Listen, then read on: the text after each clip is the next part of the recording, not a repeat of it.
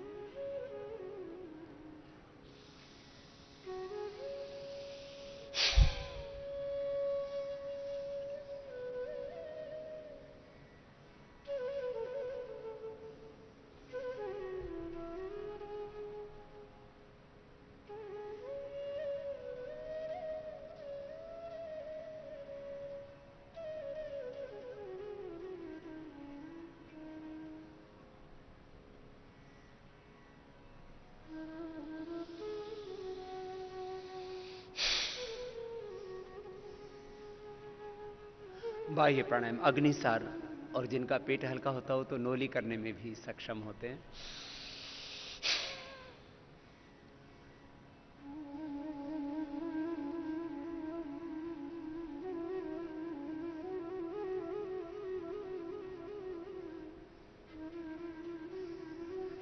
इसको खड़े होकर के अपेक्षा अधिक अच्छे से कर पाते हैं।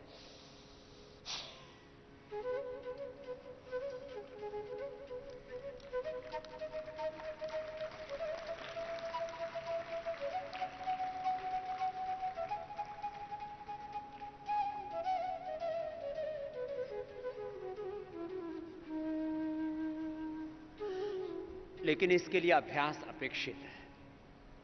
उज्जाई, जिनको गले थायराइड की प्रॉब्लम है, टॉन्सिल है, स्नोरिंग स्लीप एपनिया है, और अब तो एक नया रोग और जुड़ गया इस मानवीय सृष्टि में, कोरोना है, उनके लिए भी बहुत ही लाभकारी प्राणायाम है।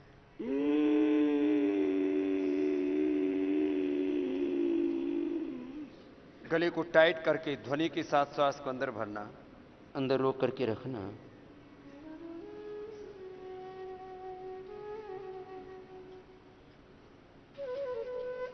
और यथाशक्ति रोक करके दाएं को बंद करके बाएं से छोड़ना। इसको 3 से 5 बार तक किया जा सकता है। अब अनुलोम विलोम करते हैं।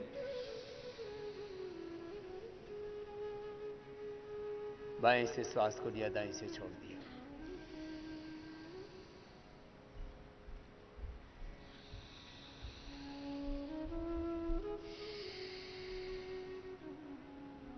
निरंतरता के साथ अनुलोम विलोम प्राणायाम या अनुलोम विलोम प्राणायाम चंद्र स्वर, सूर्य स्वर, ईड़ा, पिंगला और सुषुम्ना नाड़ी से लेकर के 72 करोड़ 72,10,201 नाड़ियों को शुद्ध कर देता है। यह उच्च रक्तचाप को पहले नियंत्रित करता है और बाद में उसको निर्मूल कर देता है। उच्च रक्तचाप के लिए, हृदय रोगों के लिए, अल्जाइमर, ऑटोइम्यून डिजीज और कैंसर जैसे रोगों से निवृत्ति पाने के लिए अनुलोम विलोम प्राणायाम अद्भुत है।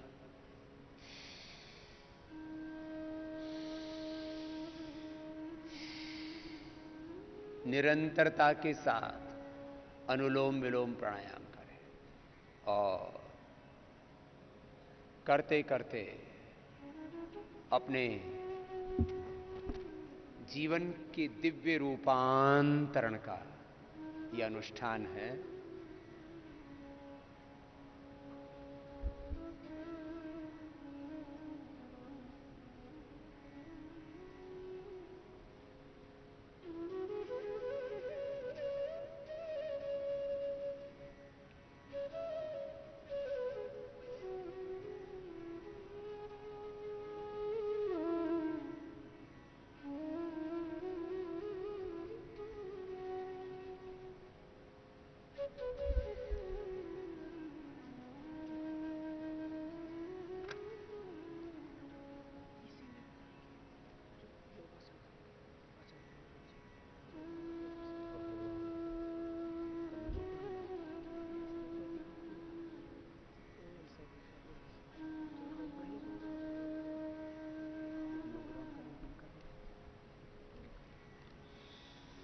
तो यह अनुलोम विलोम ओंकार के ध्यान के साथ, गायत्री के ध्यान के साथ।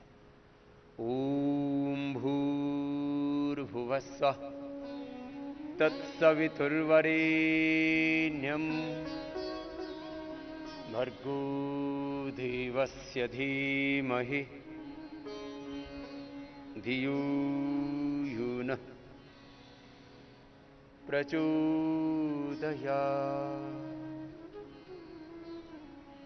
ऐसे ओंकार और गायत्री के ध्यान के साथ अनुलोम विलोम का,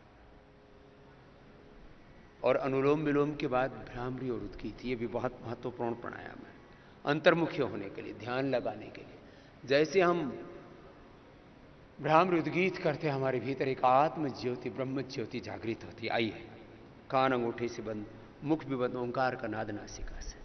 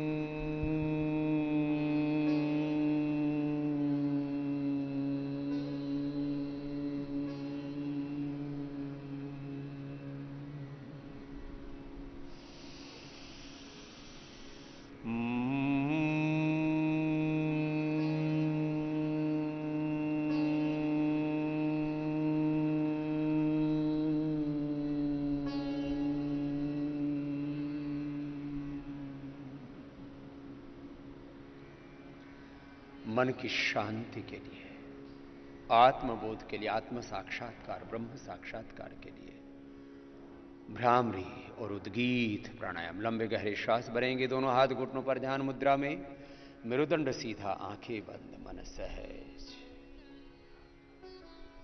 चंचलम ही मन कृष्ण प्रमाथि बलवदृढ़ तस्याहम निग्रहम मन्ये वायुरिव सुदुष्करम असंशयम महाबाहो मनो दुर्निग्रहम चलम अभ्यासेन तु कौन्तेय वैराग्येन तु ह्रियते।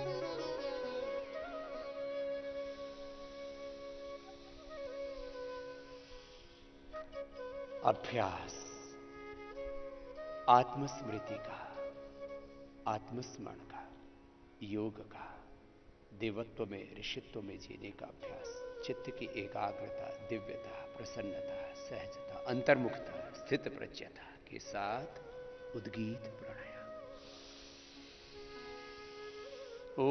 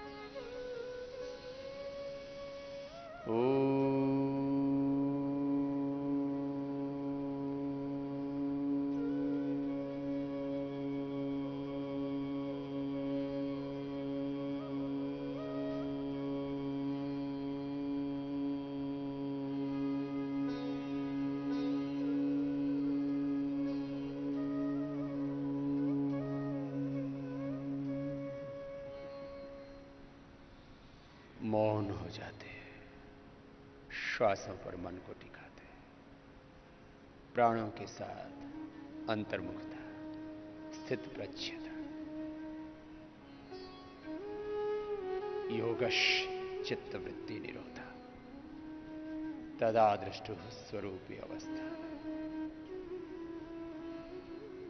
योगा समाधि, युजिर योगी युजस समाधा, जुड़ जाना, एकात्म हो जाना भगवान के दिव्य ज्ञान से, ईश्वरीय संवेदनाओं से, ईश्वरीय सामर्थ्य से, दिव्य मति से, दिव्य भक्ति से, दिव्य कृति से, दिव्य प्रकृति से, देवत्व से, ऋषित्व से जुड़ जाना, अंतर्मुखी होकर के प्राणों के साथ प्रणव का, ओंकार का या गायत्री का ध्यान, मूल ध्यान की परंपरा ओंकार और गायत्री की ही है। सब वेदों में, दर्शनों में, उपनिषदों में, इस योग विद्या में, ब्रह्म विद्या में, ब्रह्म की स्तुति, प्रार्थना, उपासना, भक्ति, आराधना, साधना के लिए ओंकार और गायत्री की उपासना का ही विधान आत्मवेता, ब्रह्मवेता ऋषियों ने किया है। हम हृदय चक्र में या आज्ञा चक्र में ध्यान लगाते हुए पूरी तरह से एकाग्रचित्त होकर के, निर्विचार होकर के, निर्विकार होकर के, निर्वैर, निर्भय, निर्वीज होकर के, दग्ध बीज होकर के हृदय चक्र या आज्ञा चक्र में अथवा मूलाधार, स्वादिष्ठान, मणिपुर, हृदय विशुद्धि, आज्ञा, भ्रिकुटी और सहस्रार तक, ब्रह्मरंध्र तक किसी भी एक चक्र में मन को टिका करके ओंकार का ध्यान करें। ओंकार के साथ एकात्म जब हम हो जाते हैं, तब मैंने कहा युजिर योगे युज समाधव, भगवान के साथ जुड़ जाते हैं, भगवान के साथ समाहित हो जाते हैं, भगवान के एकत्व में प्रतिष्ठित होकर के इस पूरे अस्तित्व में भी एकत्व को ही देखते हैं। यस्तु सर्वाणि भूतानि आत्मयो भूत विजानत तत्र को मोह कह शोक एकत्वम अनुपश्यत सहन आवतु सहनो भुनक्तु सहन वीर्यं करवावहै वसुधैव कुटुंबकम्। एकत्व, सह अस्तित्व, विश्व बंधुत्व, यही तो योग के मूल सिद्धांत है।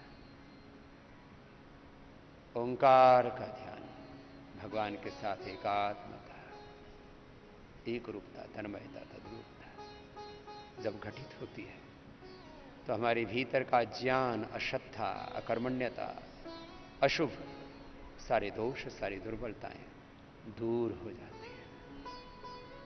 हम आत्मनिष्ठ हो जाते हैं, आत्मवित हो जाते हैं, ब्रह्मनिष्ठ हो जाते हैं, ब्रह्मवित हो जाते हैं। ऐसे ओंकार और गायत्री का ध्यान कम से कम 3 से 5 मिनट सबको अवश्य करना चाहिए।